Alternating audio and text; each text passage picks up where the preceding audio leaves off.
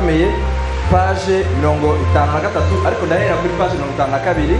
hari amagambo ahagana hasi, hari amagambo meza avuga ngo nk'uko mu kirombe gicukurwamo amabuye y'agaciro hasi cyane haba hahishemo izahabu n'umuringa, ku buryo abantu bose bashaka kugera ku butunzi bwabyo bagomba gucukura.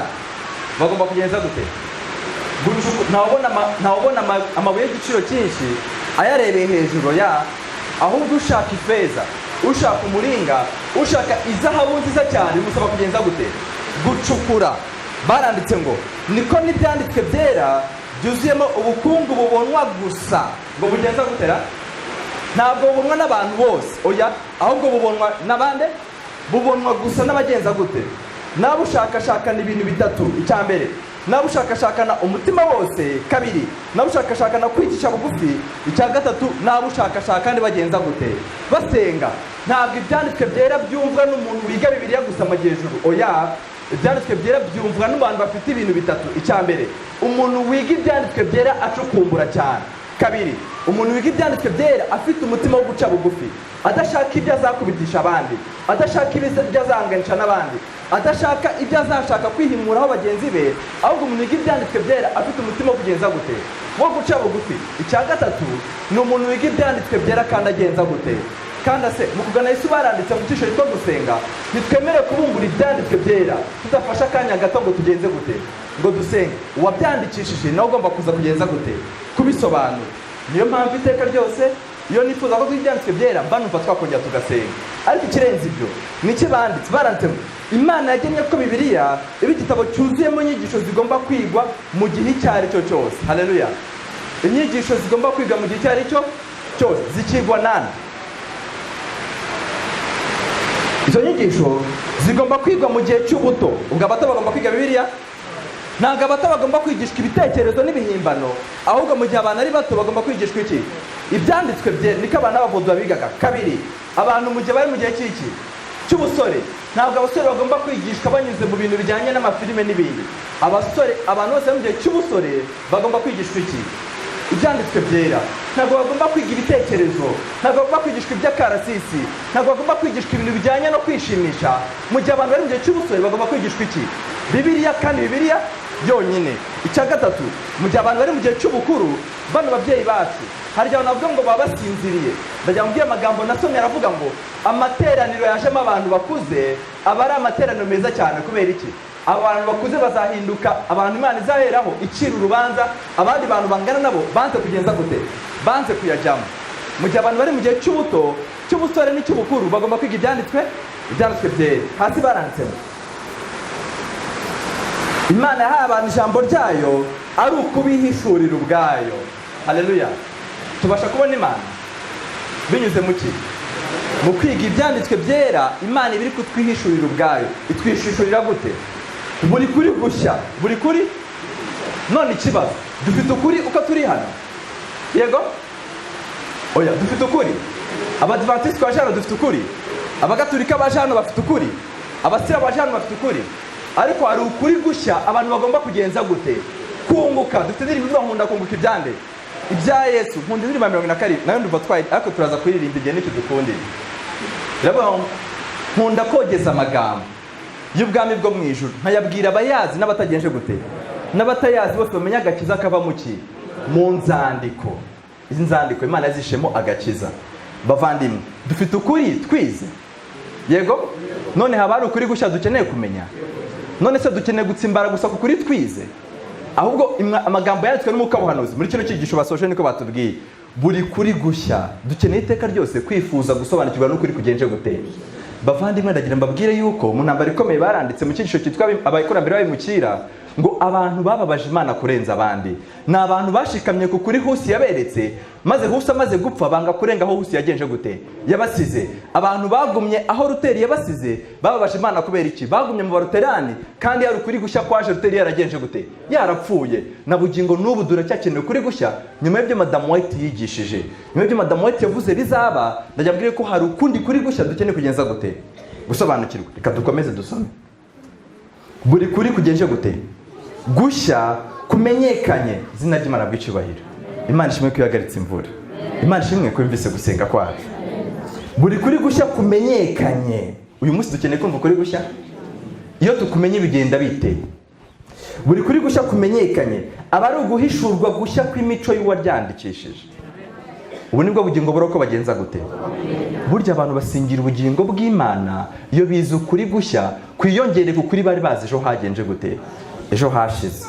Buri kuri gushya kumenyekanye aba ari uguhishurwa gushya kw'imico y'uwaryandikishije. Hasi kwiga ibyanditswe byera nibwo buryo Imana yashyize, nibwo buryo Imana yashyizeho kugira ngo bigenze gute, kugira ngo buheshe abantu kugirana umushyikirano wa hafi n'umuremyi wabo kandi baheshe gusobanukirwa n'ubushake bwe. Nibwo buryo Imana n'abantu bagenza gute, bavuganiramo. Haleluya. Uyu ndabizi ko Imana yavuganye natwe kuva mu gitondo. Reka no muri kano kanya twege dusaba Imana ibintu bibiri. Icyambere, itwihishurire kubw'ukuri gushya tugiye gucukumbura. Idusabe kugira ngo nubwo tugiye kwiga amagambo dusanzwe tuzi, yacukumburemo idusobanuremo ukuri gushya gutume dusobanukirwa n'imico yande y'Imana kandi tubashe gusingira ubugingo kuko tubashe kumenya Imana. Icya kabiri, Imana ubwo tugiye kwiga ukuri idufashe kugira ngo ivugane natwe kandi iduteze intambwe ituma tubasha gutera intambwe tugana imuhira. Iriya ndirimbo 21 kuki nifuje ko twaza kusha muri amateraniro iratubwira ngo ndagira bamenyeshe ikintu kimwe, nuko turi bugufi bwo kugera hehe iwacu. Mwabera mwe turi hafi kugenza gutera. Iyo umuntu wese ari hafi kugera iwabo yarakoze urugendo rurerure, nubwo yaba yavunitse binganute, ndagira mabwire ko agenza gutera arishima. Muzarebe nk'umuntu ufite umuvandimwe wavuye Cyangugu, twandikiranye ariko mbwira ati ndaje kandi tusabana amateraniro. Yavuye Cyangugu, akihagera yambwiye ati ndagera Nyabugogo mfate moto. Umuntu ageze hafi wabo yumva agenje gutera, atuye umutwara, yumva yishi. Nubwo urugendo rwaba ari rurerure, nubwo urugendo rwaba rwajemo amaniza menshi, umuntu wese yari hafi wabo yumva agiye gutura umutwara. Siko bigenda? Niko bigenda. Rero nshuti z'Imana, reka dusabe Imana kugira ngo ubwo tujye kumbura ibyanditswe byera. Uyu munsi nasize telefone kugira ngo ntaza kubara amasaha, ariko Imana ndabizi ko iraza kunyobora. Iraza kunyobora mu kugira ngo dufashwe. Yesu mubifuze byose baranditse ngo niwe mubwiriza w'ikitegererezo. Yajyaga akora iki? Yajyaga abwiriza akamenya ngo abantu barananiwe bagomba kujya kurya, akababwira ati mwabigishwa mwe nimugabura abantu, sibyo? Cyangwa akamenya ko abantu bananiwe bakababwira ati nimuze turuhukeho hato. Yesu yabashaga kureba amaso y'abantu. Yesu wanjye nizeye ko ari muri amateraniro anyobore kandi namwe abafashe kugira ngo muri kano kanya gato tugiye kumara ntazi, ariko Imana izi idufashe kugira ngo Imana ikaduheremo umugisha. Reka twongere dusenge. Turagushimira Imana yacu, izina ryawe rihabwe icyubahiro. Ntabwo tubwiye ko tugomba gusengera ibintu binini gusa, ahubwo n'ibito birimo. Tuzi neza ko ibiri mu isi byose byaremwe nawe Mana. Amasaha niwe yafashe mu kiganza, natwe ubwacu niwe waturemye. Tugeze mu kanya abantu babashonje mu by'ubuzima, tugeze mu kanya abantu baryamye amasaha make batangiye kunanirwa, ariko byose tuzi ko bitegekwa nawe. Ubashije kujya bugufi bwa buri muntu wese, tuzi neza ko yahugukira kumva icyifuza ko uvugana natwe mu ijambo ryawe. Mana, wabanye natwe mu gihe cyatambutse, no muri kano kanya turakwinginze ngo ubane natwe, twihishurire ndakwinginze ngo tujye kumbura ijambo ryawe, tubashije kukubona kuri urupapuro rw'ibyanditswe byera, kandi udutere gufata icyemezo kidasanzwe cyo kwiyegurira mu izina rya Yesu. Amen. Bibiliya mu gitabo turaza kwihuta cyane mu bijyanye n'amasomo. Abatamenyeranye na Bibiliya baze gufata agakaramu bandike, uretse ko nkunda kwiga Bibiliya abantu bari gusoma. Abataje nimugoroba twize icyigisho cyiza cyane, kandi muri turaza kugikomeza nimugoroba. Amasaha batubwiye mu matangazo ndumva bavuze saa 9. Nadukundira bari buhaze turaza n'ubundi gusubukura aho twasubikiye. Twabonye Daniel 2:41 aho biri tubwira yuko turi mu gihe cya nyuma cy'amano.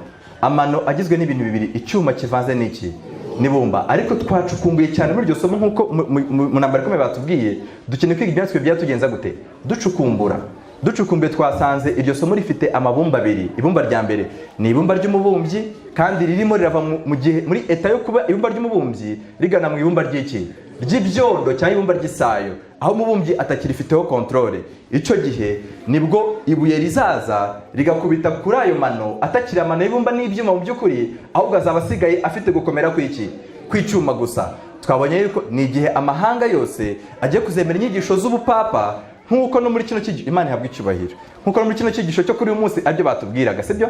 Abantu benshi bashaka kugenzura, siko banditse, abantu ntabwo bashaka gusobanukirwa n'icyo ubupapa buri gukora muri kino gihe.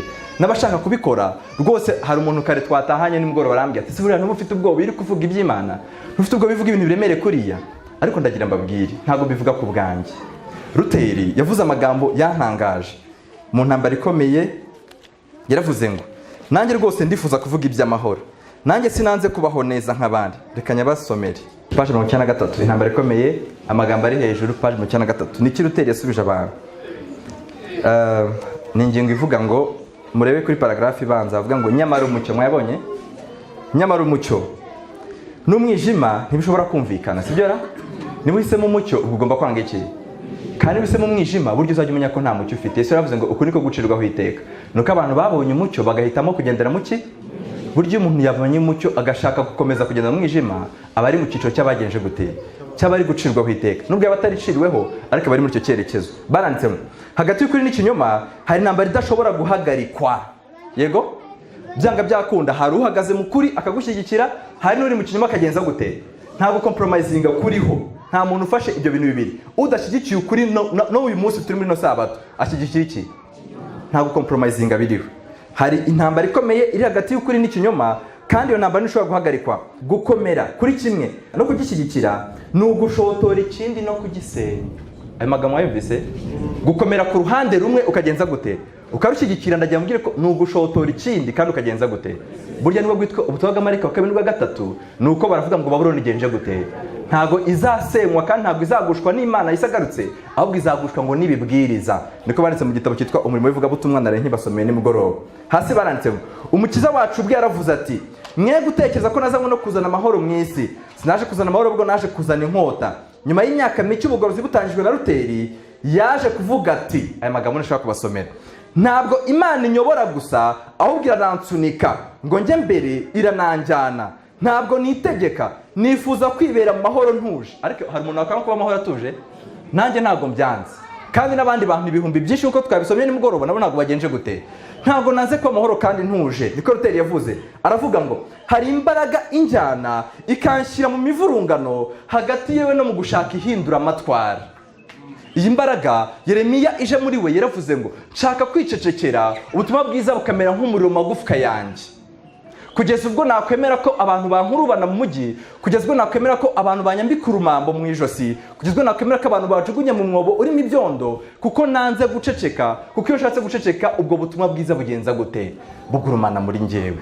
Bavandimwe banjye, ndagira mbwire yuko uku ni ukuri kw'iki gihe, nubwo twakwanga kukuvuga. Yesu yaravuze ngo Imana izahagurutsa abantu, sibyo? Muri kino cyigisho bavuze ngo hari abantu bazashikama kuri uko kuri. Siko banditse? Niza Marcel bavuze amagambo meza nakunze.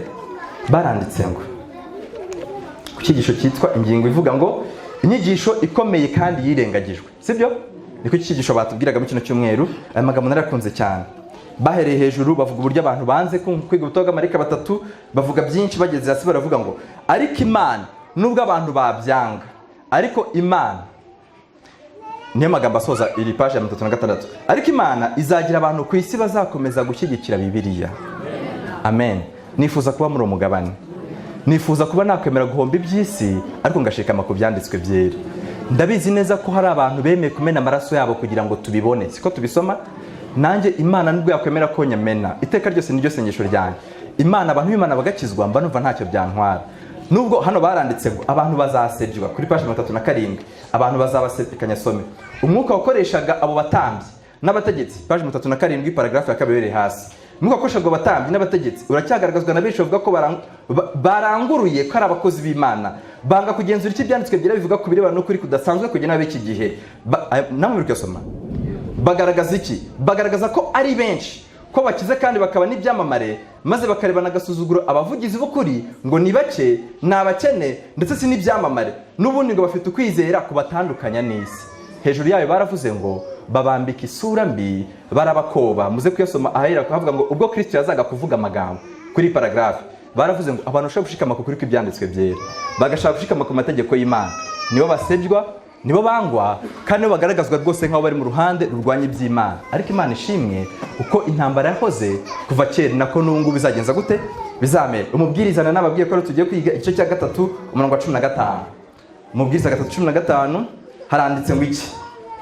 haranditse ngo ikiriho cyagenje gute, cyahozeho. Ikiriho uyu munsi cyahozeho na kera. Ibintu byahozeho ubwo ni iki? Ibintu byahozeho ni iki? Iki ndabasabye, twasenze twavuze ngo abantu bashaka gusobanukirwa n'ibyanditswe byera bagomba kuba abantu bashishikaye, bacukumbura kandi batarangara, sibyo? Hari ibirangaza byinshi. Umuntu wese ubushake kurangazwa n'imurangaza araza kubibona, ariko umuntu wese agera umutima kugira ngo ye kurangara. Dusingire icyo Kristo yagenje gute, yadufatiye. None umubwiriza 3:15 handitse ngo ikiriho cyahozeho na ryari. Ikiriho uyu munsi cyahozeho na kera. Ibintu byahozeho kera mu ijambo rimwe ni iki? Kunzi uzi Ikinyarwanda, iyo umuntu avuze ngo ibi bintu byahozeho mu ijambo rimwe ashaka kuvuga iki? Abashaka kuvuga ko nta gishaka. Oya, mu ijambo rimwe, ijambo risobanura ibintu byahozeho ni iki? Amateka. None si umuntu avuga ibiriho uyu munsi abashaka kuvuga iki? Ibiriho uyu munsi abashaka kuvuga iki? Ibiriho uyu munsi bashaka kubyita ngo byadutse, abantu baravuga ati uyu munsi hadutse ibi, sibyo? Cyangwa amakuru, sibyo? Ikintu kiriho uyu munsi, ibizaba se ni iki? Ibintu uyu munsi bitari byaba ariko twitege ko bizaba, ibyo bintu mu ijambo rimwe byitwa iki? Reka ubwo tujye kujyana muri no somo. Ikiriho uyu munsi muri kiriya gitabo cy'ucyumweru cyo gusenga batubwiye ngo abantu benshi banga kwiga ukuri kujyanye n'iki n'iki gihe. Ubwo iki gihe, ukuri kw'iki gihe kwitwa amakuru, kwitwa ibyagenje gute, ibyadutse kwitwa ibyavuzwe. Ikiriho uyu munsi cyahozeho na ryari, cyahozeho na kera. Hirya barandika ngo kandi kizabaho. Ubwo kizabaho ni iki? N'ubuhanuzi. Kandi kizabaho nacyo cyahozeho uhereye kera, kandi Imana yongeye kugarura ibyagenje gute. Mu yandi magambo, twebwe tubasha kudasobanukirwa n'ibizaba kuko ntituri Imana. Muri Bibiliya handitse ngo ibizaba, ibiriho ni ibyacu n'abana bacu, sibyo? Ariko ibizaba ni ibyande, ni iby'Uwiteka. None ibyahoze, ibiriho ntabwo twe tubizi, ariko ibyahozeho tubasha kugenza gute, tubasha kubimenya. Imana irifuza ko twigira ibizabaho mu byagenje gute, mu byabayeho, kuko ibyabayeho twese tubasha kubyiga tukabisobanukirwa. Muri kano kanya tujye kwigana amagambo ari mu gice kimwe cya Bibiliya, ariko turaza kwifashisha iri hame tuzamuye. Tujye kwigana Ibyahishwe igice cya 6. Kare twasomye nimugoroba, twasomye yuko mu gitabo cyitwa umurimo w'abwishabutumwa ibitabo, paje 23 na paje 29, yuko igitabo cy'abakurambere n'abahanuzi, igitabo cya Daniyeli n'ibyahishuwe, n'ikihe gitabo n'intambara ikomeye bizagenza gute, bigomba kwigwa neza muri kino gihe kurusha ryari, kurusha ibindi bihe byose byatambutse. Kubera iki?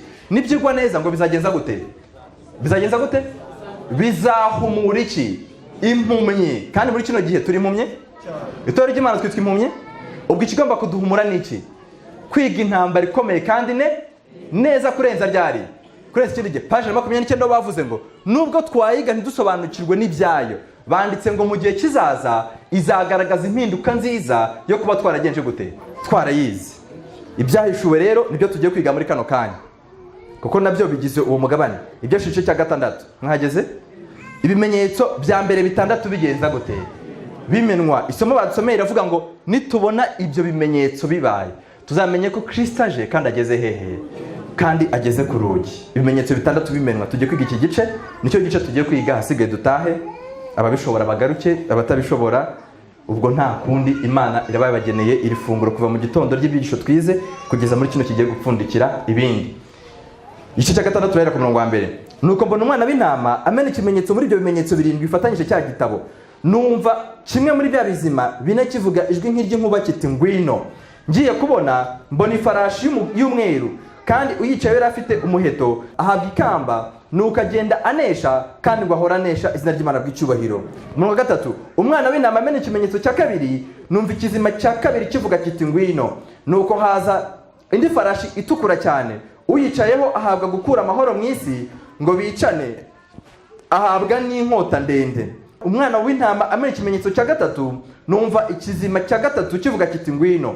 Nuko ngiye kubona mbona ifarashi y'umukara, kandi uyicaye yari afite urugero rw'indatira mu ntoki ze. Numva hagati y'ibyo bizima bine igisa n'ijwi rivuga riti, urugero rumwe rw'ingano rugurwa idenariyo imwe, n'ingano 3 za sayiri zigurwa idenariyo imwe, n'amavuta na vino ntugire icyo bitwara. Mu 7, umwana w'intama amena ikimenyetso cya 4, numva ijwi ry'ikizima cya 4 kivuga kiti ngwino. Nuko ngiye kubona mbona ifarashi y'igitare igajutse, kandi uwicayeho yitwa rupfu, kandi kuzimu aramukurikira. Nuko bahabwa ubutware bwa 1/4 cy'isi, ngo babicishe inkota n'inzara n'urupfu n'ibikoko byo mu isi. 9. Umwana w'intama amenya ikimenyetso cya 5, mbona munsi y'igicaniro imyuka y'abishwe bahowe ijambo ry'Imana n'ubuhamya bahamyaga, batakana ijwi rirenga bati, ayi mwami wera w'ukuri, uzageze kudaca amateka no kudahora abari mu isi, ubahorere amaraso yacu. Umuntu wese muri bo ahabwa igishura cyera. Babwirwa kumara ikindi gihe gito baruhuka, kugeza aho umubare w'imbata bagenzi babo na bene se bagiye kwitwa nabo uzagenza gute? Uzuzurira. 12. Nuko mbona amena ikimenyetso cya 6, habaho giye gutinda hano. Nuko mbona amena ikimenyetso cya 6, habaho igishyitsi cyinshi. Izuba rigenza gute? Rirabura nk'ikigunira kiboheshejwe ubwoya, ukwezi kose guhinduka nk'amaraso, inyenyeri zo mu ijuru zigwa hasi, nk'uko umutini iyo unyeganyejwe n'umuyaga mwinshi uragarika imbuto zawo zitagenje gute? Zidahishije. 14.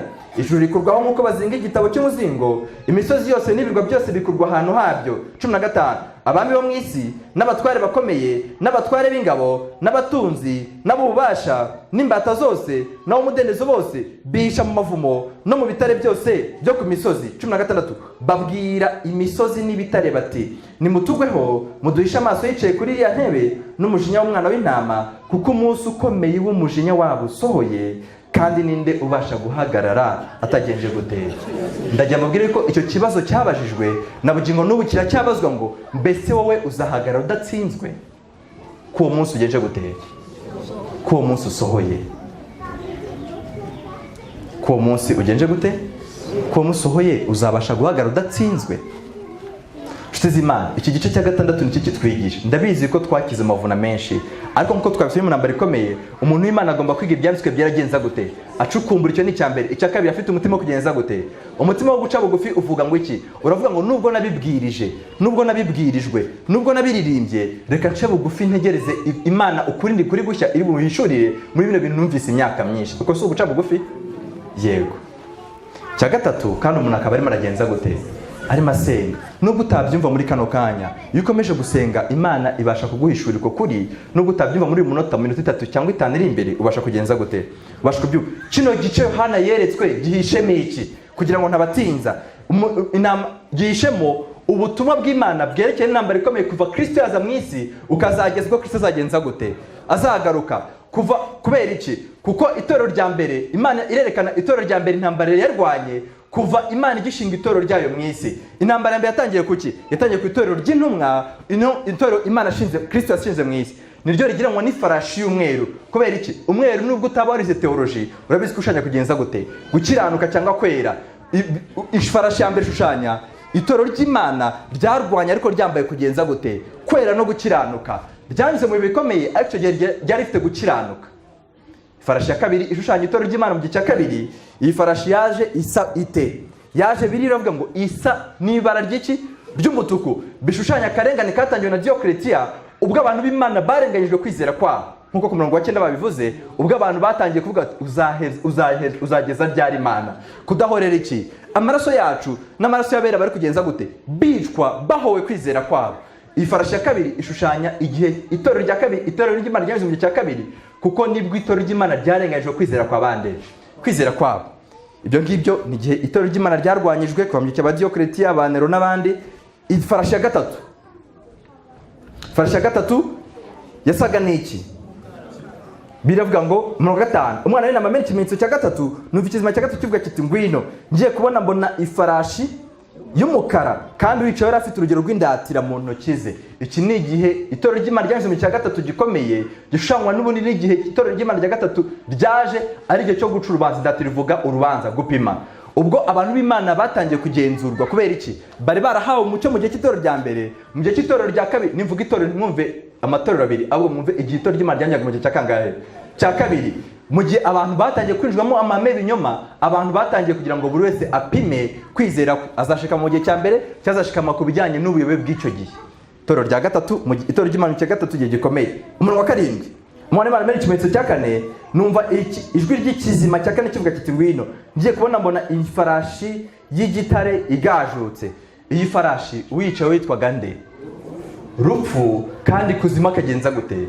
akamukurikira, yabwiye ko iyi farashi uretse no gutera Imana ubwoba, reka mvuge ngo Imana uretse ko itagira ubwoba, Yohana ubwe yamuteye ubwoba. kubera iki? Iyi farashi niyo yavuzweho ibintu bikomeye kuri izindi farashi 3 zayibanjirije. muze kureba namwe ukuntu bigenda. Rupfu kuzima aramukurikira nuko bahabwa ubutware bwa 1/4 cy'isi. 1/4 kangahe? Kugira ngo bakigire neza ngo bigenze gute? Bacicisha inkota, inzara n'iki, urupfu n'iki, n'ibikoko byo mu isi. Mu gihe cya kangahe? Itorero ry'Imana ryanyuze mu bigoye. Yego, ndagira ngo babwiye ko iki gihe nubwo cyari gikomeye, izina ry'Imana bw'icyubahiro itorero ry'Imana ryagenje gute, cyagisohotsemo. None se bite n'igihe cya 7 turimo? Wenda nsimbuke nje mu gihe cya 7. Mu gihe cya 7 cyangwa se mu gihe cya 6 gishyira icya 7, ko impanda ya 7 yo ntabwo Bibiliya yavuze igihe cya 7 ije kuvuga nk'itorero ry'Imana rya 7, ahubwo ikimenyetso cya 7 kimenwa. Mu gice cya 8 umurongo wa mbere yanditse ngo ikimenyetso cya 7 kikimenwa. Havuzwe ngo iki? Umwana w'intama amena ikimenyetso cya 7, mwijoro hitabaho ituze nk'igice cy'iki cyisa. Kuki bo bataje kuvuga ibijyanye n'itorero ry'Imana muri icyo gihe cya 7? Navuga ko igihe cya 7 cy'Imana muri no mvugo y'ibimenyetso gihishwe n'ubundi bimenyetso cya mu kimenyetso cya 6. Nibyo tugiye kureba. Umurongo wa 12, nuko mbona menshi ikimenyetso cya 6 habaho igishyitsi cyinshi. Iki gishyitsi kiragiranye iki? Cyagengiye cy'itorero ry'Imana mu gihe cya 6, igishyitsi cy'i Lisbonne, mwese murakizi cyane mwigi ntambara ko muzakimenya, cyabaye mu cya 753 Lisbonne muri Portugal. Aho igishyitsi cyaje kigatega isi. Iki cyari gihe cy'itorero ry'Imana ari kwinjira mu gihe cya kangahe? Cya 6, ubwo abantu bari bagiye kwitegura kubwirwa ubutumwa bw'amareka wa mbere bwo kwitegura gusanganira nde? Yesu. Bimaze kuvaho hakurikiraho iki? Nuko mbona ikimenyetso cya 6 kimaze kumenwa, habaho igishyitsi cyinshi. Icyo gishyitsi gikurikirwa n'iki? Ntabwo turi hamwe. Gikurikirwa n'iki? Izuba rigenza gute? Ririrabura. Ibyo byabaye mu cya 780. Murumva ko igishyitsi cyabaye mu cya 750 kangahe? Na 3. Nyuma yaho mu cya 780 hakurikiraho iki? Umwijima w'icuraburindi utaratumaga umuntu uri imbere yawe muri metero 2 ubasha kugenza gute, ubasha kumubona. Byari kumanywa y'ihangu. Abantu benshi baravuga bati kuki uyu mwijima uje? Ndajyabwiye ko uyu mwijima wari hano muri Daniel mu byashwe 6, kandi wari hano muri Matema 24. Yuko uzagenza gute?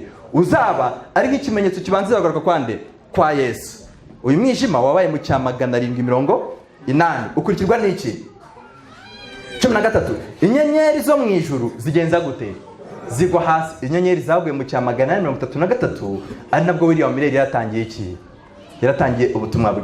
Bavandimwe, kuki nyuma y'icya 833 bisa naho Imana yadusize mu rungabangabo, uretse ko Imana idasiga abantu mu rungabangabo rwo kwibaza tuti ese twe duhagaze he nyuma y'icya 833?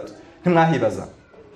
Yego, kuva ku ifarashi y'umweru tuzi neza ibyabaye kuva kuri ba Petero tukamanuka, none bigeze mu cya 833. Bisa naho Imana isi dusiga ahantu buri muntu wese agomba kugenza gute, gutekereza agakoresha ubwonko. Imana ishimwe ntabwo igisiga abantu mu rujijo. Yesu yaravuze ngo ntacyo nakoreye mu ki, mu bwihisho, n'uyu mucyo tugiye kucukumbura muri kano kanya. 13. Inyenyeri zo mu ijuru zigwa hasi. Yesu yatanze ikintu gikomeye tugomba kwigiraho. Haleluya. Amaze kuvuga ibi bintu bitatu bikomeye bizaranga itorero ry'Imana mu kimenyetso cya 6 cyangwa cya 6, yavuze yuko inyenyeri zizagwa nk'iki. Ntabwo turi hamwe kandi ntabwo turi uve hano kuko nibwo tugiye gutangira icyigisho.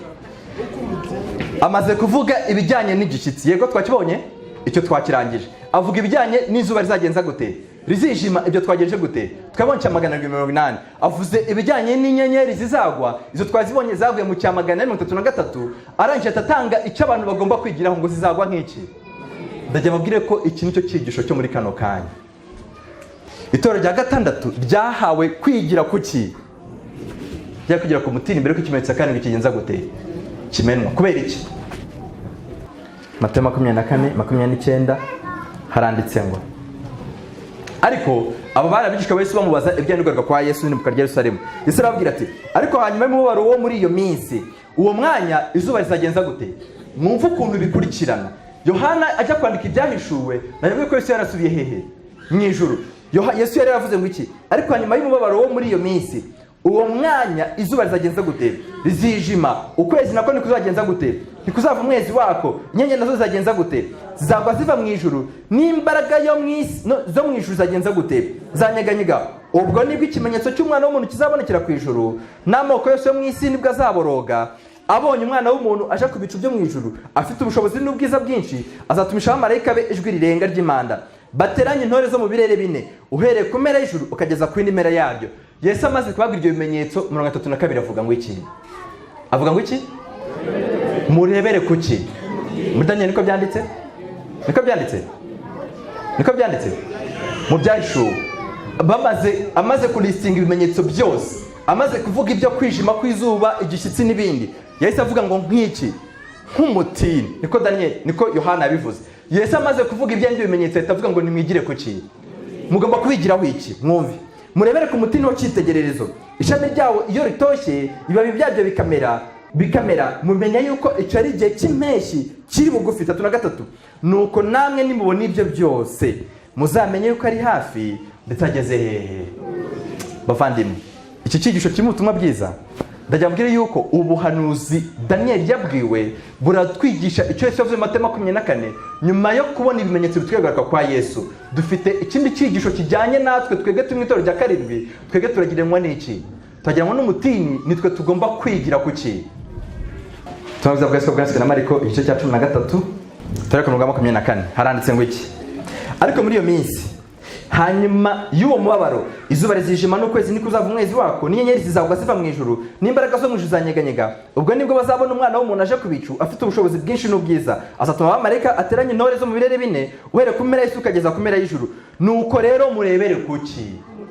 Kuki nyuma yo kuvugwa kw'ibi bimenyetso, kuki nyuma y'ubutumwa bwarangiye n'icya 33 abantu bagomba kwigira ku mutini? Luka we yabivuzeho iki? 21 Luka 21:25. Kandi hazaba ibimenyetso ku zuba no ku kwezi.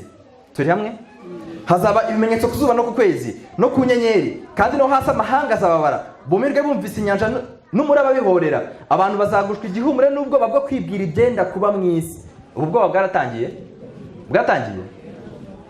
Twikomereze, ntago ari bwo nje kwigisha. Abantu bazagushwa igihumure n'ubwoba no kwibwira ibyenda kuba mu isi, kuko imbaraga zo mu ijuru zizanyeganyega. Ubwo nibwo bazabona umwana w'umuntu aje ku bicu afite imbaraga n'ubwiza bwinshi. Nuko ibyo nibitangira kubaho, muzarabe mu buri mitwe yanyu ko gucungurwa kwanyu kuzaba kwenda gusohora. 29. Kandi abacira umugani. Uwuhe mugani? Kandi abacira umugani ati, nimwitegereze iki? Kubera iki Yesu yamaze kuvuga ibimenyetso bigarukira mu cya 133 agasiga icyigisho kireba abantu mu itorero rya karindwi kugira ngo bigire kuki? Kuki Daniel amaze kuvuga ibimenyetso bizamenwa, tuzi ko ikimenyetso cya karindwi kijyanye no kugaruka kwa Yesu, kuki itorero rya karindwi ryasubiye umwanya wo kwigira ku mutini? Ndagira ngo icyo cyigisho abe aricyo twiga, ndagira ngo abe aricyo dutekerezaho uyu munsi. Kuki byababaje Yesu? Kuki byaraje inshinga abigishwa ba Yesu bose? Niba hari ikintu kidasanzwe cyo kiboneka muri Bibiliya, ni ukuzabona ahantu Mariko, Matayo, Luka, Yohana bahurije ku kintu kimwe. Atari uko batahuje, mu burezi baranditse ngo bagiye bavuga ibintu mu buryo butandukanye kugira ngo n'ubundi Imana isanga abantu mu buryo bugenje gute butandukanye, kuko kimwe umwe yaremerezaga ikintu kimwe undi ntakiremereze. Ariko ngeze kuri ibyo naribashije ngo kuki Matayo, Mariko, Luka, Yohana bose ntitubabonye? Matayo twabonye, Mariko twabonye, Luka, Yohana, kuki bose bahuje kuri ibyo bintu bagera mu cya 133 bagahita bavuga ngo itorero rya karindwi rigomba kwigira kuki? Ku mutini. Nuko mutini ugenda ufite icyigisho gikomeye, ugendere kwigisha abantu bitwa itorero ryande ry'Imana mu gihe giheruka. Luka 13. Luka 13 dore ku murongo wa mbere. Kuki tugomba kugira ku mutini? Kuki itorero ry'Imana ryatangiye ari ifarashi rikaba rigiye gusoreza ku mutini? Ibyo umuntu yabyibaza? Yego? Hari isomo imasoro bigisha, imasoro muri universite itorero ryacu ryitwa Bible Doctrine. Wenda bizi masoro nimbivuga baraza guhita babyibuka, cyangwa baraza guhita bibuka iryo somo. Evangelist araza kudufasha. Muri iryo somo bigishije ibintu 5 umuntu agomba kwibaza mu gihe arimo ariga Bibiliya. Urabyibuka? Cyacyo gihe wizoye ritaraza. Yahize kera. Abahiga ubu ngubu wenda Manuel ariko arabizi. Iryo somo bavugamo ibintu 5 umuntu agomba kwiga kugira ngo yumve Bibiliya. Umuntu agomba kwiga Bibiliya yibaza ibibazo. None tukibaza ikibazo, itorero ry'Imana ryatangiye ari farashi y'umweru rikaba rigiye kuzasoza urugendo ari iki? Ari igiti cy'umutini. Ni ikibazo si ikibazo? Luka 13:1. Abanyagalilaya bishwe na Pilato. Muri icyo gihe hari abantu bari bahari bamutekereza iby'abanyagalilaya. Abo Pilato yavangiye amaraso yabo n'ibitambo byabo. Ariko mwumvise Pilato yavashe amaraso y'abantu yavanga n'iki n'ibitambo byabo. 2. Yesu arabasubiza ati, mbese mugira ngo abo banyagalilaya bari abanyabyaha kuruta abandi banyagalilaya ubwo bababajwe batyo? Hasi ndababwira yuko atari ko biri, ahubwo namwe nimutihana muzarimbuka mutyo mwese. Aya magambo mwayumvise? 4. Cyangwa se babandi 18 aho umunara w'Isilowamu wagwiriye ukabica, mugira ngo bari abanyabyaha kuruta ab'i Yerusalemu bose? Igisubizo, ndababwira yuko atari ko biri, ahubwo namwe nimutihana muzarimbuka mutyo mwese. 6. Nuko arangije abacira icyiru. Kuki Imana ifuza ko twigira kuri uyu mugani? Kuki Imana ifuza ko nyuma y'ibyabaye tuza tukigira ku giti cy'umutini? Arabaguriye n'umunara w'Isilowamu bari abanyabyaha kurenza abanyabyaha bari i Yerusalemu? Ari abanyagalilaya Pilato yavangiye amaraso yabo n'ibitambo byabo bari abanyabyaha kurenza abanyabyaha bari i Yerusalemu muri icyo gihe? Ndayabwire ko Yesu yaravuze ngo siko bigenje gute, siko bimeze, ahubwo abo ari abanyabyaha bo muri icyo gihe icyo bahamagarirwaga kwari kugenza gute? Kwari ukwihana. Abanyabyaha bo muri kino gihe nabo baramagaye kugenza gute? Kwihana. Icyo nicyo kibwiriza Yesu yabwirizaga, nacyo kibwiriza ashaka ko muri kino gihe abantu bagira ngo n'igiti cy'umutini, abantu turi mu gihe cyitwa igiti cy'umutini, tugenza gute? Tugomba kumva. Imana yabwe icyubahiro. Turi hamwe? Ni iki Yesu yashakaga mu bantu bo mu gihe cye? Nuko bagenza gute? Batakwihana bakazagenza gute? Bakazarimbuka nk'abo bantu bo mu gihe cya Pilato, bakazarimbuka nk'abantu bagwiriye n'umunara wa hehe w'Isilowamu. Ubutumwa bwiza bwese bwanditswe na Matayo igice cya 3 umurongo reka mbere kwa 8 cyangwa dore kwa 7. Abonye abafarisayo n'abasadukayo benshi bazanywe no kubatizwa, arababaza ati, mwabana b'inshiramwe, ninde wababwiye ngo muhunge umushinyu uzatera? 8. Nuko mwere imbuto zikwiriye abihannye. Yohana nicyo yabwirizaga. Nuko abantu bagenza gute? Bakwihana bakabona kwera imbuto z'abantu bagenje gute? Ntabwo abantu bagomba gushakwaho imbuto z'abantu batihanye kandi bataragenje gute? Ndayambwiye ko muri kino gihe abantu bashaka kubyazwa amafaranga kandi batarihanye. Abantu bashaka kubyazwa kujya kubwiriza ubutumwa kandi batarihanye. Ibyo bikorwa n'abantu bagenje gute? N'abantu bihanye. Abantu batihanye ntabwo basha kwera imbuto z'abantu batagenje gute? Niba wifuza ko abantu bera imbuto z'abihanye, nuko ugomba kwigisha abantu kugenza gute? Kwihana. Niba wo mu rugo rwawe wifuza ko bera imbuto nzima, nuko ugomba kwigisha abantu kugenza gute? Kwihana. Niba itorero rishaka ko abantu bera imbuto nzima, nuko rigomba kugira ibibwiriza bijyanye no kugenza gute? No kwihana gusa. Ntago umuntu asoroma icyo atagenje gute, icyo atabibye. Yohana yabwirizaga abantu kwihana. 9. Ntimukibwire muti dufite Aburahamu na sogokuruza, ndababwira yuko Imana ibasha guhindura Aburahamu abana muri aya mabuye 10. Ndetse ubu intore zigezwe ku bishyitsi by'ibiti. Nuko igiti cyose kitera imbuto nziza kizacibwa kijugunywe mu muriro. Yesu amaze kuza nyuma ya Yohana, ikibwiza cya mbere abwije ni ikihe? Matayo 4:17. Yesu ahera ugatangira kwigisha amaze kubatizwa, aravuga ati, nimwihane kuko ubwami bwo mu ijuru bugenje gute? None kuki abantu bo mu itorero rya 7 basigiwe icyigisho cyo kwigira ku mutini? Nuko bagomba kwigishwa iki? Bagomba kwigishwa iki? None twarihanye cyangwa ntabwo twihanye? Bavandimwe banjye, inshuti z'Imana, ndajya babwire yuko kuba itorero rya 7 ryarasigiwe kwigira ku giti cy'umutini ni icyigisho gikomeye kirenze ibindi. Imana ashatse kwerekana yuko igihe cya 7 turimo ni igihe kijyanye n'icyitwa isuzuma rubanza. Iki? Isuzuma rubanza kubera iki? Kuko igiti cy'umutini hari ikintu kigomba gukorerwa gitandukanye n'ikindi gihe itorero ry'Imana ryanyuzemo. Ubutumwa bwiza bwose bwanditswe na Matayo 21:18 handitse ngo iki? Matayo 21:18 handitse ngo Yesu avuma igiti cy'umutini.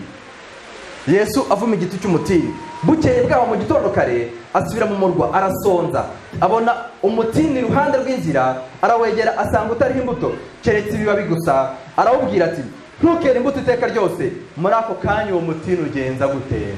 Abantu bo mu gihe cya 7, ndagira mbwire ko turi muri kino gihe aho Imana irimo iratugenzura idushakaho iki? ari Yohana yarabwiza ngo nimwere imbuto z'abagenje gute z'abihanye. Ari Yesu akimara kubatizwa ikibwiriza cya mbere yabwirije ngo iki, nimwihane kuko mbwe mwana bugenje gute. Abantu bo mu itorero ryo mu gihe cya karindwi nta kindi kibwiriza bakeneye uretse kubwirwa ngo nimugenze gute, nimwihane ubwami bw'Imana bugenje gute. Kuko nyuma y'iki kimenyetso hazaza ikimenyetso cya karindwi kandi kirashyira irangira ry'iki ry'imbabazi. Yesu arava ku ntebe y'imbabazi, habeho igice ituze ry'igice cy'isaha. Nuko mbona mena ikimenyetso cya gatandatu, habaye igisizi cyinshi twakibonye, izuba rirabura twabibonye, inyenyeri zo mu ijuru 13 zigwa hasi nk'uko umutini iyo unyeganyejwe n'umuyaga mwinshi uragarika imbuto zawo. Iyo umutini ugenje gute, unyeganyejwe n'iki? Kuki uyu mutini uri mu gihe cyo kunyeganyezwa n'umuyaga? Ubu ni ubuhanuzi tugomba kwiga cyangwa se ubuhanuzi? Igiti cy'umutini twakibonye. Ndajya mubwira yuko Yesu avuga igiti cy'umutini muri Luka 13 yavugaga abantu b'itorero ry'Imana ryo muri icyo gihe. No mu gihe cy'ibyahishuwe itorero ry'Imana muri kino gihe turagiranwa n'igiti cy'umutini. Bamwe muri twe bari kwera imbuto, abandi ntabwo bari kwera imbuto. Kandi ikintu Imana ishaka kuri twe ni iki? Ntabwo imbuto Imana ikuduhamagare zirenze Abagalatiya 5, ahubwo imbuto Imana dushakamo ni imbuto two kugenza gute, kwihana. Twamara kwihana tukazabona kwera imbuto zikwiriye abagenje gute. Imbuto Imana dushakamo ni imwe. Kwihana mugane sobanutse ngo metanoyeho no guhindukira umuntu agahindura icyerekezo. Imyumvire nari mfite igomba kugenza gute. Burya hari abantu bafite imyumvire yo mu gihe cyashize bakibwira ko ari ko ibintu bikigenda. Bavandimwe banje, niba isi yamaze gukata ikorosi, ndayambwiye ko n'itorero ry'Imana ryamaze kugenza gute, ryamaze gukata ikorosi. Icyakora abantu benshi ntabwo babizi, abantu benshi ntabwo bashaka no kubimenya. Burya hari ukutabimenya utanashaka no kugenza gute. Ariko hari ukudutabizi, ariko wagira amahirwe wabona ahantu wabimenyera ukifuza kuba wagenza gute, wabyumva. Uwo muntu aba agifite amahirwe. Kuki uyu mutini ugomba kuragarikwa n'umuyaga wo mu minsi y'imperuka? Umuyaga muri Daniel igice cya 11 uhereye ku 40 biri tubwiye ko umuyaga ugeranye intambara, umwami w'ikusi n'umwami w'ikasikazi. Daniel 11 handitse ngo iki, kugira ngo turebe uyu muyaga niba umutini tumenye icyo ari cyo. Ese umuyaga wo wabushushanya iki? Umuyaga wo mu minsi y'imperuka wo uradushanyiriza iki? Daniel 11:40 handitse ngo nuko mu gihe cy'imperuka, igihe cy'iki? Ubu turi mu gihe cy'imperuka. Nuko mu gihe cy'imperuka, mu yandi magambo nuko muri kino gihe, nuko mu gihe cy'imperuka umwami w'ikusi azamutera kandi umwami w'ikasikazi azamutera ameze nka serwakira. Serwakira ni umuyaga cyangwa se umuyaga? Ubwo umuyaga muri Daniel 11 urashushanya iki? Urashushanya intambara. Ariko nta icyo kintu cya mbere mu cyandika ahantu. Umuyaga wo muri Daniel 11 urashushanya iki? Ubwo bashaka kuvuga ngo itorero ry'Imana ryo mu isi y'imperuka rizaba ziri mu ki? Riri mu ntambara. Rirahari cyane ntabwo rihari? Nimugoroba bari buze kuza ndaza kubereka ka video gatoya kerekana inama iherutse kubera mu General Conference, ubwo abantu bari mu ntambara iteye ubwoba. Ndajya mubwira ko nabonye abayobozi b'itorero ryacu bari kurira, batajijwe nuko hari abantu babishe cyangwa abambuye amafaranga, bari kurizwa n'intambara itorero ryacu rigenje gute ririmo. Ndajya mubwira yuko itorero ry'Imana riri mu ntambara ikomeye cyane, ariko Imana ishimwe yatsindiye itorero ry'Imana mu gihe cya mbere, izanatsinda no mu gihe cya kangahe? Cya karindwi. Ntabwo itorero ry'Imana zigera rigwa, ntabwo itorero ry'Imana zigera Babuloni. Nubwo hazi imiyaga nk'uko tuyisomye mu Daniel 11 imeze nka serwakira, itorero ry'Imana zagenza gute?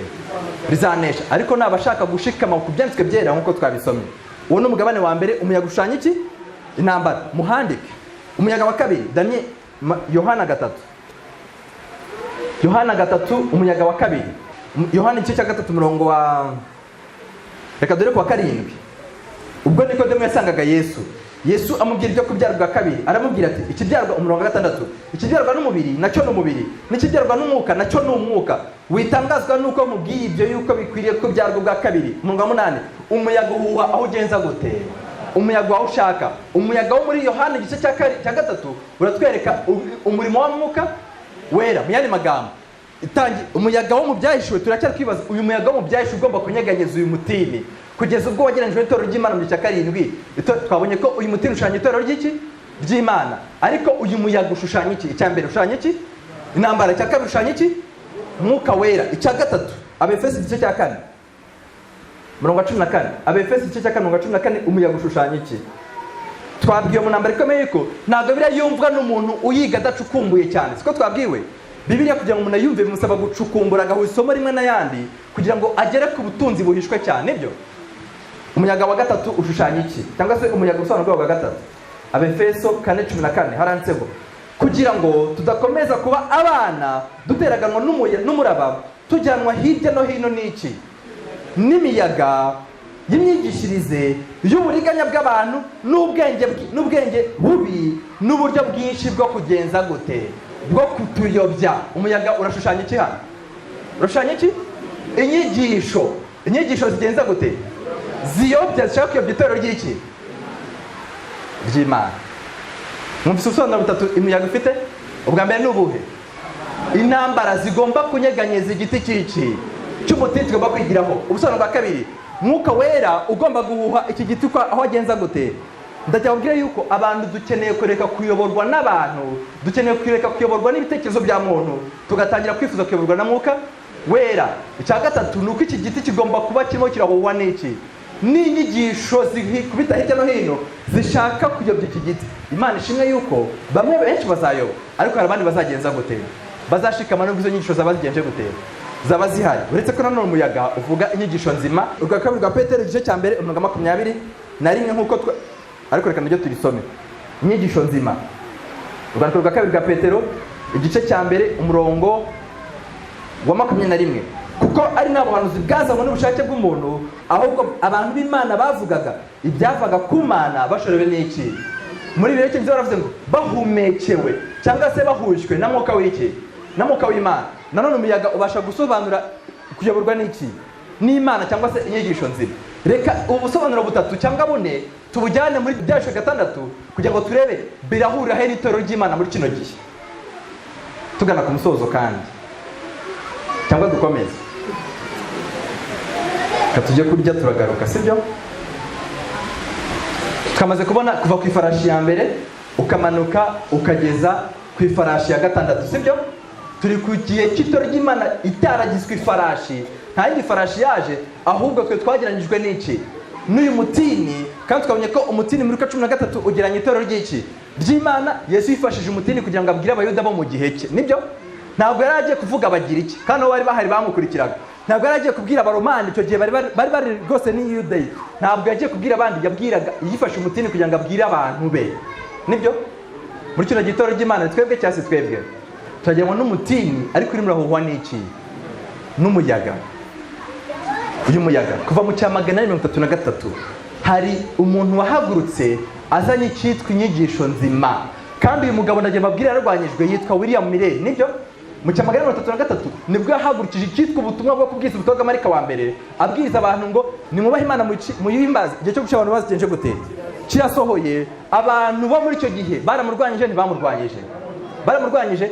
Baravuze ngo William Miller yagenje gute, arasaze, agera ubwo ashyiraho rwose n'itariki Kristo ari bugarukire. Imana ishimwe ko nubwo Kristo atagarutse, ariko yinjiye ahera cyane. Ndababwiye ko abantu babana amaso n'Imana bagasenga, uretse no kumenya ibera mu isi, babasha no guhishurwa ibiri kubera hehe mu ijuru, atari nahera gusa, ahubwo nahera cya.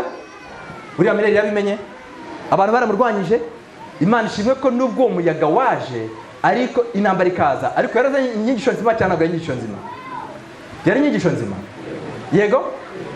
Ubwo ni umuyaga muzima yarabibona na Mwuka Wera. Uwamusobanurira ibiri kubera mu ijuru ni Mwuka Wera. Ubwo umusobanuro bwa kabiri bw'umuyaga buri aplike kuri William Miller. Umuyaga ukugenza gute? Imana yatoranyije William Miller kugira ngo imwigishe ibiri kubera mu ijuru. William Miller azanye inyigisho nzima. Inyigisho twabonye mu Efeso 4 nawe ishanya iki, umuyaga. Abo mu gihe cye baramurwanyije bishanya nanone umuyaga w'intambara, ariko Imana ishimwe ko William Miller yabwishe ubutumwa Marika wa mbere kandi bugatanga umusaruro. Abantu 50 baramukurikiye, ariko ubutumwa bwa Marika wa kabiri buvuzwe abantu 49,950 bava kuri William Miller, bava kuri Ellen White n'abandi babakurikiye, bose barasubira inyuma, hasigara abantu 50 babwiriza inyigisho ya Marika wa kabiri, ariko ngo bavuze mu ijwi ryoroheje. Ibyasho 14. Aya magambo yambabaje cyane.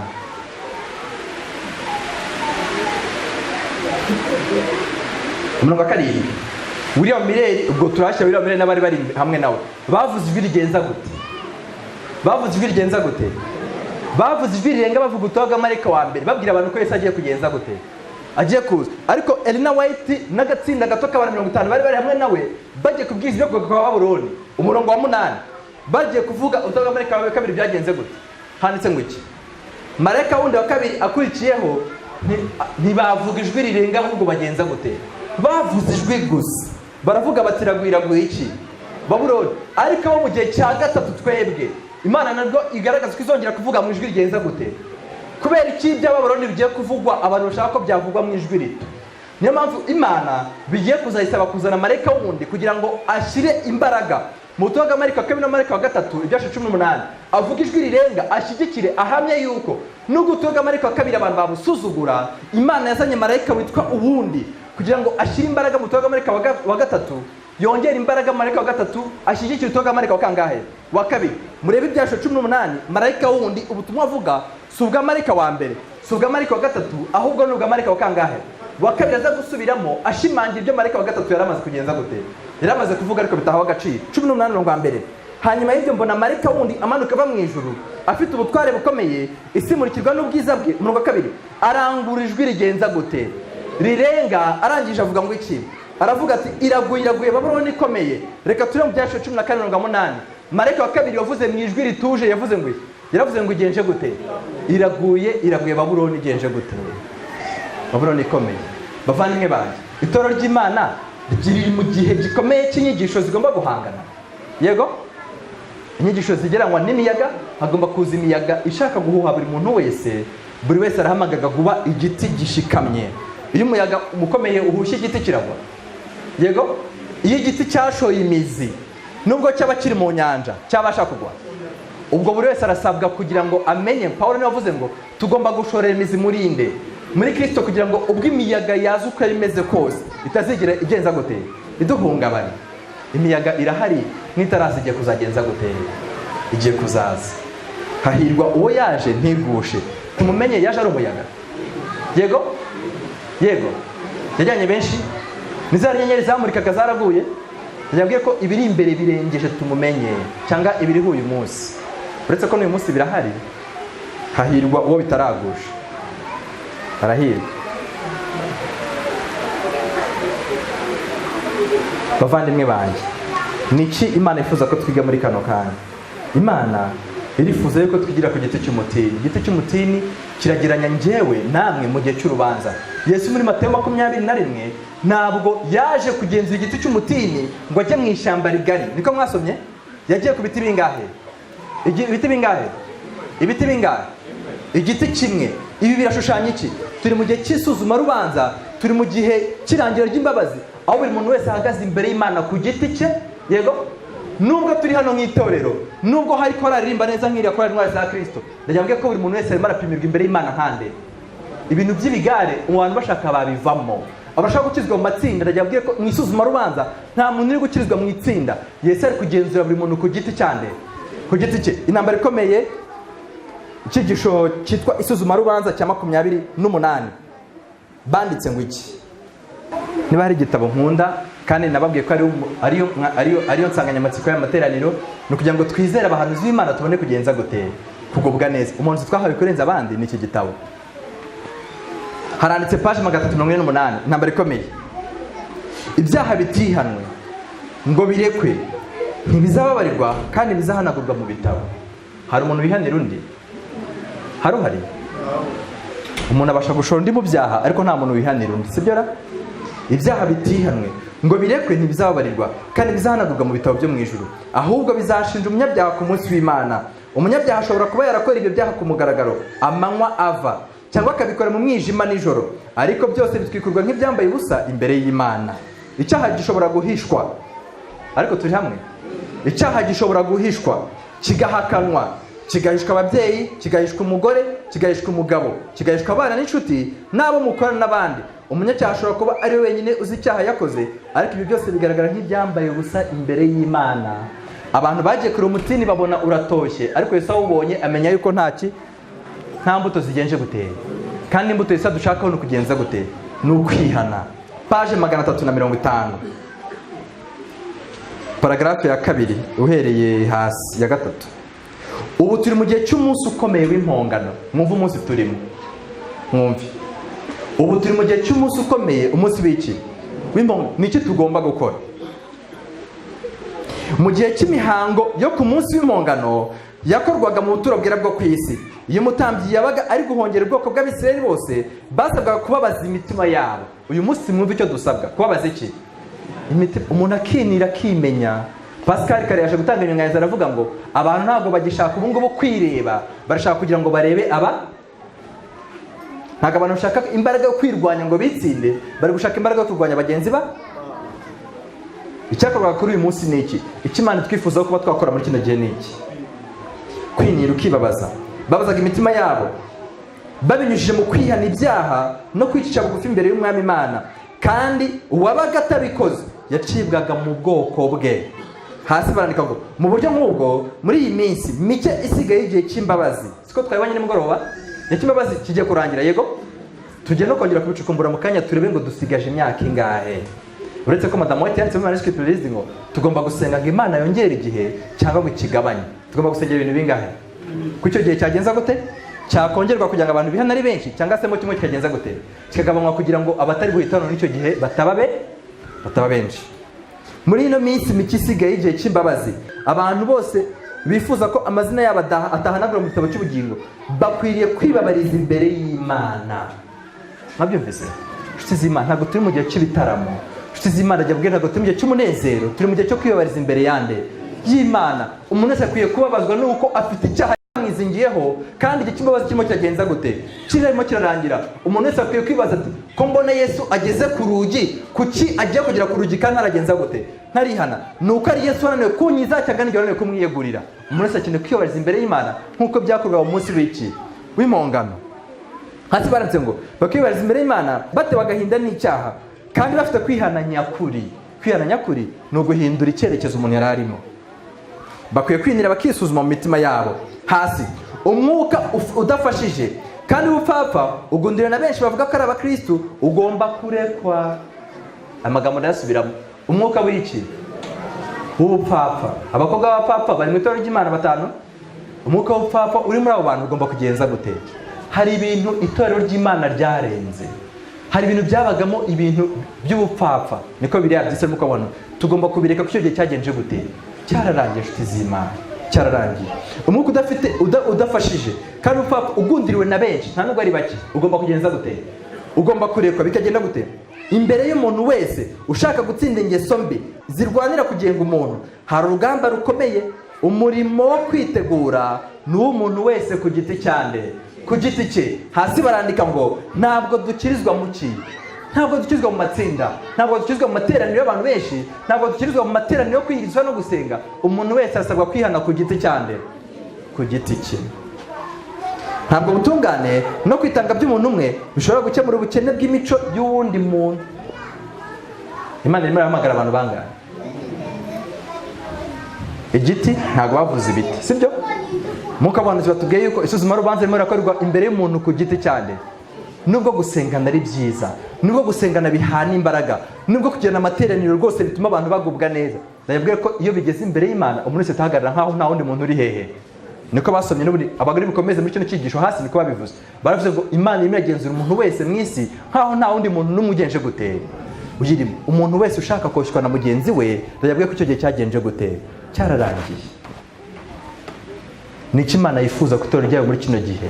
Nuko itorero ry'Imana riri imbere y'Imana mu gihe cya karindwi nk'igiti cy'umutini uri gushakwaho imbuto yitwa kwihana. Ese ahari Imana irimo irayibona cyangwa irimo irayibura? Ese abari kuyibura ko bari gucirwaho iteka nk'igiti cy'umutini? Imana ishimwe ko abo Imana iriboneho imbuto, Imana irabambika ubugingo buhoraho.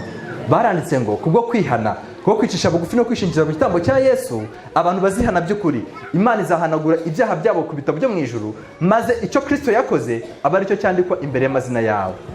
Umuntu wifuza kwiyegura Imana muri ubwo buryo, umuntu wifuza kwitanga muri ubwo buryo, yaba ari umudivantiste yaba atari umudivantiste, ndifuza ko yaza imbere tugasenga. Turi mu gihe cyo kwiyegura Imana umuntu ku giti cye.